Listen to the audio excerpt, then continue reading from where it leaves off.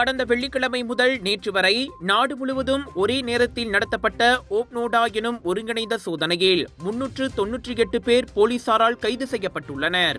118 பொழுதுபோக்கு மையங்களில் நடத்தப்பட்ட அச்சோதனையில் 103 மையங்கள் செல்லுபடியாகும் உரிமம் இன்றி செயல்பட்டதை போலீசார் கண்டறிந்துள்ளனர் என்று புக்கிட் அமான் குற்றப்புலனாய்வுத்துறை இயக்குநர் டத்து எம் குமார் தெரிவித்தார்.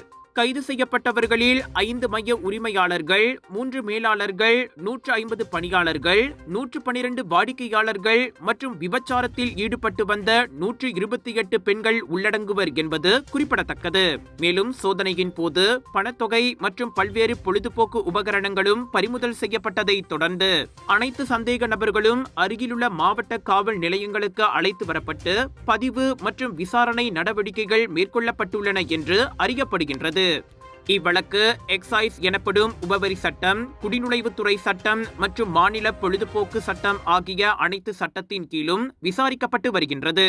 இந்நிலையில் இத்தகைய நடவடிக்கைகள் தொடர்ந்து வலுப்படுத்தப்படும் என்றும் நாட்டின் அனைத்து பொழுதுபோக்கு மையங்களும் சட்டப்பூர்வமான உரிமம் பெற்று செயல்படுவதை உறுதி செய்யும் வகையில் கண்காணிப்பு மேற்கொள்ளப்படும் என்றும் போலீசார் தெரிவித்தனர்.